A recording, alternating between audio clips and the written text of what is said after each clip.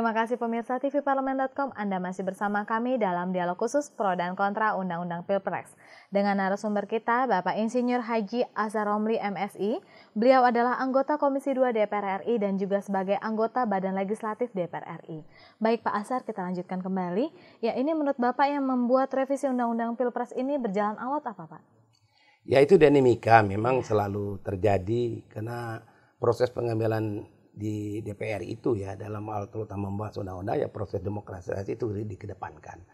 Tetapi yang membuat alot itu ya itu tadi ada beberapa pemikiran yang mungkin untuk bisa diterapkan itu di luar koridor daripada undang-undang atau sistem yang memang kita bangun di dalam Undang-Undang Dasar 45 kita itu ya. Tentunya partai yang berlandaskan kepada itu tetap mengacu ke itu ya posisi bukan bertahan.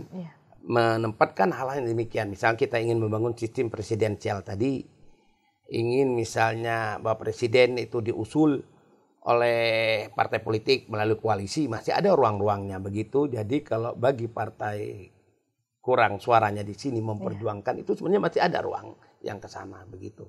Nah kalau kita tempatkan misalnya parliamentary threshold seperti yang 3,5% itu, hal-hal teknis akan timbul itu yang kita sangat khawatirkan akan membawa prospek yang lebih baik. Itu kalau dari segi dinamika ya Pak. Dinamika. Tapi jabatan tadi, rangkap jabatan. Rangkap jabatan mungkin iya Pak. Karena kan ini sejumlah kalangan mengusulkan salah satu hal penting yang harus direvisi dari Undang-Undang Pilpres bukan melalui presiden threshold Pak ya.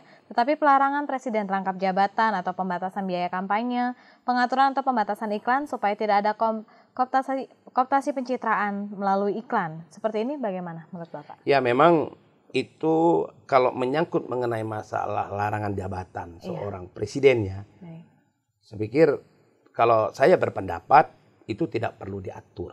Karena beberapa negara yang lain pun dia seorang presiden atau ketua umum partai juga dia kadang-kadang terpilih jadi seorang presiden. Apalagi kalau dengan sistem sistem presiden parlementer itu begitu polanya. Asal yang penting di sini akan ditempatkan etika ketika dia sebagai presiden dan ketika dia jadi pemimpin partai itu harus ditempatkan segi etikanya. Dan hal itu tidak perlu diatur melalui undang-undang karena domain penyelenggaraan pemilu, pemilu legislatif, pemilu kepala daerah, pemilu presiden itu ada pada pemilu. Kita ada KPU. Cukup pengaturan melalui keputusan KPU bahwa larangan-larangan itu bisa termasuk pembiayaan kampanye diatur melalui keputusan KPU. Jadi tidak perlu kita merombak secara total hal-hal yang bersifat teknis di-adopt di dalam Undang-Undang Pilpres 42 itu tadi. Jadi itu semangatnya. Kalau soal DPT, saya katakan dari daftar pemilih tetap cukup keputusan KPU. Pengaturan dana kampanye presiden cukup di KPU.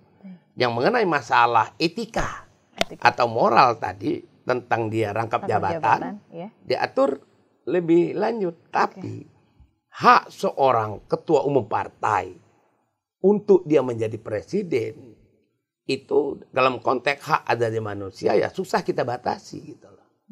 Karena mencontoh ke negara-negara lain juga dapat berjalan kalau hanya persoalannya begitu. Jadi harus ada etikanya Pak ya saat itu menjalankan tugasnya seperti itu ya. Oke, dan pembatasan dana kampanye juga ini diurus oleh KPU. Ya kita ada KPU itu kan Komisi Pemilihan Umum, bukan pemilihan pilek saja yang ngurus. Iya, jangan dimasukkan dalam revisi undang-undang ini mungkin ya Pak ya. Oke, mungkin ada yang ingin Bapak sampaikan kepada seluruh masyarakat Indonesia khususnya pemirsa tvparlemen.com Pak Azhar. Baik, kepada para masyarakat khususnya rakyat Indonesia, kami tentunya selaku wakil rakyat dalam rangka menjalankan tugas menempatkan hal-hal mana menjadi kebutuhan bangsa khususnya seperti undang presiden ini tentunya ingin pasti tetap mempertimbangkan segala kepentingan rakyat kita. Jadi tidak ada hal-hal yang sifatnya kita ingin mengecilkan, menyisihkan kesempatan-kesempatan yang lain untuk ambil bagian di dalam proses, baik itu di dalam kesempatan ambil jadi pimpinan nasional dan juga hal yang lain. Jadi tolong dipahami, inilah menurut pendapat kami selaku anggota DPR tentunya untuk kepentingan bangsa kita yang paling mungkin dalam waktu dekat ini kita lakukan. Mungkin dari segi waktu, dari segi substansi tadi udah kita sampaikan bahwasanya kita menginginkan syarat ataupun Undang-Undang 42 inilah yang ideal akan dijadikan acuan kita ketika kita memilih pemimpin nasional kita. Dan pemimpin nasional itu kan tidak mesti ya presiden, tapi wakil presiden juga pemimpin nasional. Partai yang memiliki suara juga bisa mempertimbangkan orang-orang yang potensial misalnya untuk diikutkan sebagai pemimpin nasional. Kalau itu menjadi kehendak rakyat kita, itu masih berjalan.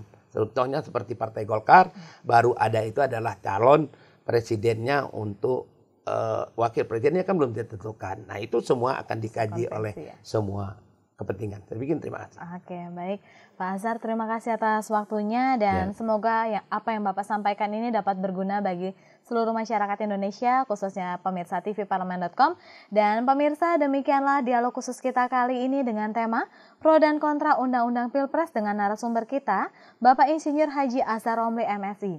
Beliau adalah anggota Komisi 2 DPR dan juga sebagai anggota Badan Legislatif DPR RI dari fraksi Partai Golkar. Jangan lupa selalu saksikan tvparlemen.com. Terima kasih atas perhatian Anda dan sampai jumpa.